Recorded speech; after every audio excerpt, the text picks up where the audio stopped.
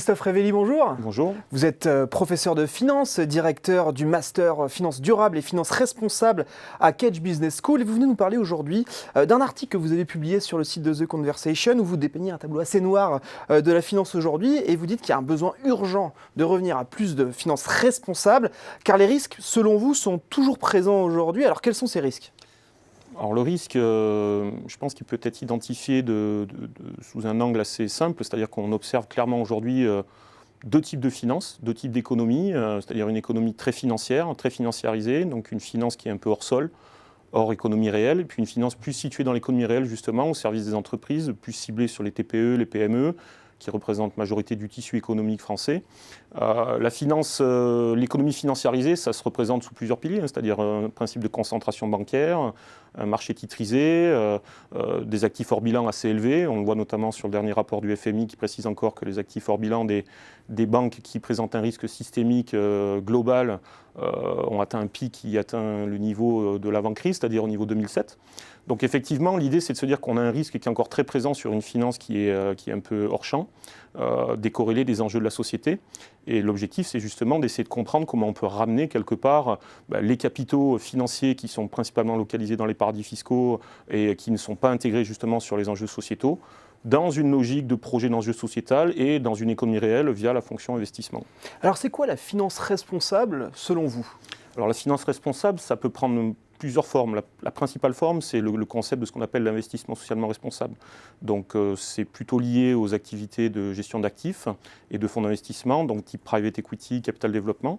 La première forme, c'est dire qu'on a des gestionnaires d'actifs effectivement qui vont sélectionner les entreprises dans leurs investissements, dans leur portefeuille sur des critères qui sont financiers, mais pas seulement, c'est-à-dire également extra-financiers, ce qu'on appelle les critères ESG, c'est-à-dire environnement, social et gouvernance. Donc l'environnement, ça va se situer principalement sur les enjeux de transition énergétique, les enjeux climat, la gestion de la ressource en eau, la protection des écosystèmes. Le social, on sera plus sur les principes d'emploi, de diversité, de développement social et collectif. La gouvernance, ça va être plutôt le principe de séparation des pouvoirs, de transparence, d'éthique des affaires. Donc effectivement, on sélectionne des entreprises qui ont intégré ces critères dans leur business model, dans leur stratégie, pour proposer ensuite des fonds d'investissement à une clientèle assez large, d'investisseurs institutionnels principalement, et de clientèle particulière également. Donc ça, c'est la première forme. La deuxième forme, c'est plus lié au concept de ce qu'on appelle l'impact investing. Donc ça veut dire qu'on va plutôt investir donc là sous des formes type private equity, capital développement dans des sociétés non cotées qui présentent un objet social avec pour objectif de mesurer l'impact social à la fin de l'investissement. Alors qu'est-ce qui se passe concrètement en ce moment ? Est-ce qu'il y a plus de finances responsables dans l'économie réelle ? Alors oui, clairement, la finance responsable, c'est un concept qui existe quand même depuis plusieurs années, mais aujourd'hui, on est à un carrefour assez stratégique, c'est-à-dire qu'on a une réglementation qui pousse fortement les acteurs financiers à transformer leur stratégie et leur business model sur ces enjeux. Les accords Paris, en 2015, ont généré derrière une loi sur la transition énergétique qui a généré elle-même un article qu'on appelait l'article 173 de la loi de transition écologique énergétique, qui pousse les acteurs financiers à intégrer dans le reporting toutes les questions sur le risque climat et également ce qu'elles font sur leur stratégie ESG. Donc ça transforme effectivement les entreprises, les métiers.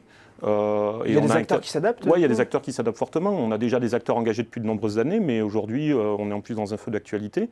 On a par exemple la Banque Postale qui vient d'annoncer un plan à 2020 donc, de passer l'ensemble de sa gestion d'actifs sur une gestion ISR. Donc l'intégralité de sa gestion, ça représente plus de 200 milliards d'euros.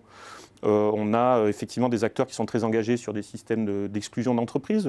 Le cas de Facebook notamment, où on a eu Nordea Asset Management, qui est donc un gestion d'actifs norvégien, qui a décidé de retirer l'ensemble de ses participations de Facebook suite au scandale des données piratées. Voilà, le fonds souverain norvégien également qui travaille aussi sur ces logiques zéro carbone, un horizon temporel court terme. Ce sont des acteurs très importants. Des acteurs très engagés qui représentent effectivement une masse économique très très forte en termes d'investissement et de poids économique. Donc on a beaucoup d'acteurs très engagés. On a l'Union européenne aussi qui vient d'annoncer un plan d'action sur la finance durable, donc avec une allocation de 40% du budget de l'Union européenne sur des actifs bas carbone et dans une logique bas carbone, tout en faisant en sorte que les 60% qui restent ne nuisent pas non plus à ce qui a déjà été fait sur la partie des 40%. Donc effectivement, il y a beaucoup d'acteurs très engagés qui existent depuis longtemps. Il y en a beaucoup qui sont en train de changer leur stratégie parce que la question de la réglementation est en train de pousser et d'évoluer. Ce qui fait qu'aujourd'hui, l'ISR, qui était à la base un marché de niche, est passé à un marché plutôt mainstream, mais moins dans un aspect communicant et plus dans une vision d'engagement. Et il y a un aspect académique aussi Oui, alors il y a un aspect académique aussi, puisque nous, acteurs académiques, on a une responsabilité aussi, donc on se doit de l'appliquer à nous-mêmes. On a été quelque part aussi générateur des acteurs qui ont généré ce dont on parlait en introduction, c'est-à-dire effectivement des crises financières, des modèles qui sont un peu obsolètes. Donc nous, on se doit changer un peu nos stratégies, nos business models aussi. Donc le monde académique a un rôle très fort en termes de transformation de métier et de former les acteurs qui sont capables de répondre à ces enjeux ambitieux. Donc nous, c'est clair qu'à Kedge, on a pris ce positionnement puisqu'on a créé le premier master français européen sur les questions de finances responsables, finances durables, complètement dédié et en lien avec les acteurs que l'on vient de citer. Donc effectivement, il y a un rôle très très fort de l'académique dans ces questions pour transformer les stratégies des acteurs. Bien, un grand merci Christophe Révelli d'être venu nous parler finances responsables. Merci à vous. Merci. Merci à vous.